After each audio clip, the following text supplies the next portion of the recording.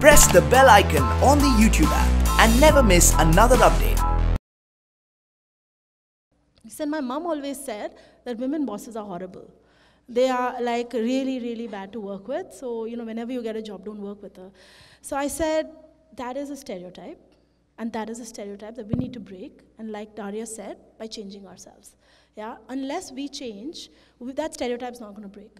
And this whole thing about women being women's worst enemies, I haven't experienced it because I've created an environment around me to facilitate that. So if I as a leader have set a good example, the other leaders who are women are expected to set that example. And we have had women who are HODs who have been horrible to their staff. And I have called them on it, like she said. So it's important that you make that change and change that stereotype. And changing stereotypes is never easy. It is always going to take some time. It's going to take.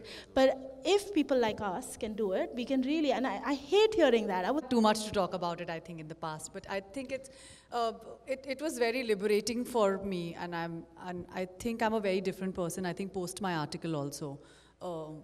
I didn't expect the article to be like an all-India edition. When I did the interview with Renuka, who's also a friend of mine from college, she's a very well-known correspondent from the Bombay Times, and she's known me all her life.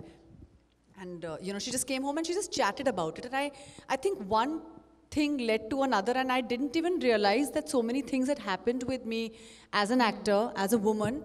And it was just so liberating for me to just talk to her about it. She took about 2 weeks before she published, 2 or 3 weeks, I think I'd forgotten also about the interview.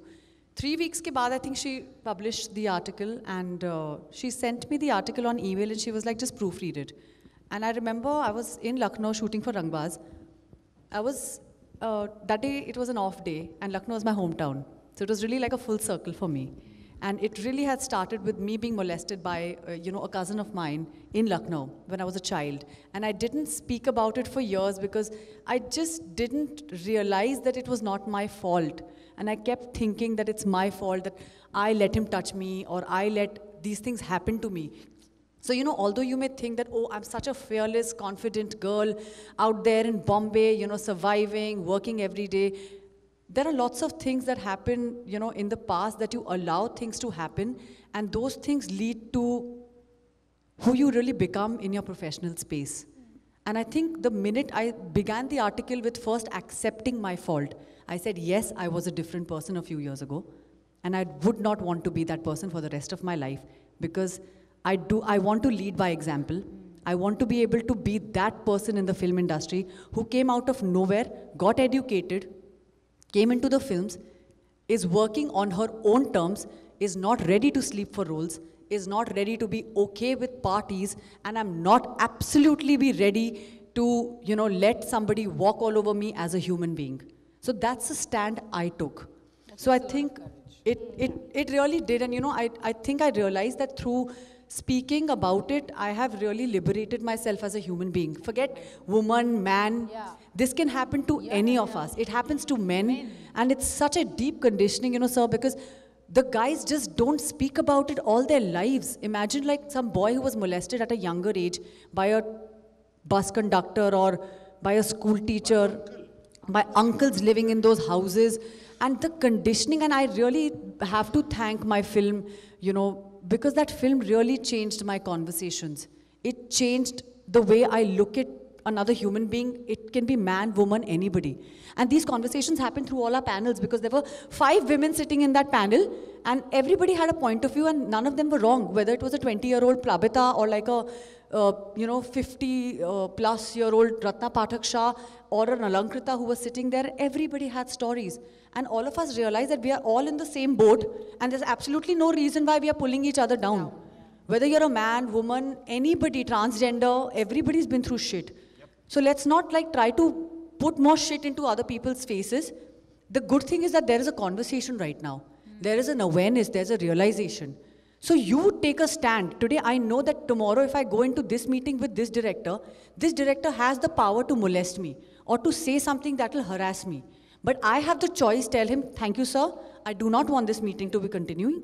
I'm okay. You do not want to give me this film, it's fine.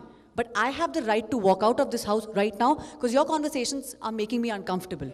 So I think that is very important, and that's a stand one needs to take for themselves. So I don't judge anybody for whatever that they have done in their lives or how they want to facilitate their careers. So, like Daria, you said, you have to introspect and take responsibility. Are we? Great, I can't help you. I'm very happy for all these women, you know. And so I think that's important, that you start thinking 5 million times before sending idiotic message or, I don't know, dick pic to someone. Absolutely. And, But there are two sides to it, Daria. There are two sides to it. And Meghna knows this. I was accused of sexual harassment. And Meghna knows nothing happened. But what it did to me was devastating. yeah, but see, It was it's devastating like because it changed the way I interact with people. I am a very open person, and I was socialized. 20 years I lived in the US. I give warm hugs, and she said, "Someone, you need to step back." It is horrendous. Both sides, whether it happens to you or you're accused falsely of something like that. I think that, you know, to sum it up a little bit, because I think Ritika is already on the mic, the Me Too movement has really swung a certain way, right? And it's that force that it's swung with, that there will be collateral damage. It's like There will be revolution. collateral damage, it's like a There will be revolution. people So there'll be who will be collateral killed. damage for men, for women, for families who are involved. And that's something that we have to go through again to break a certain stereotype. And it's happened, and it's great that it's happened. To a large extent, that people are more conscious. I feel there is collateral damage in the fact that men can't be men, or they have to be different around women. Now, like after all their lives of being a certain way, they have to change, but it's okay. It's not going to kill them.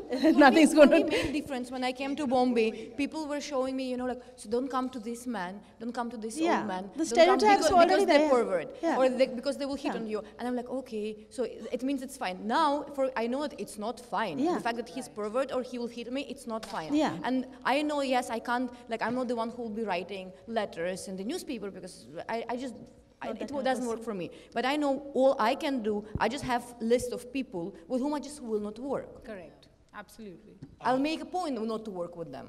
Okay, we have to finish, but before that, you were talking about lipstick under my burqa. If you guys haven't seen it, go see that film. Not just because of sure they Ahana, have. but it sort of wraps up a lot of the things we've been talking about here today. Thank you all very much. I'm sure she's going to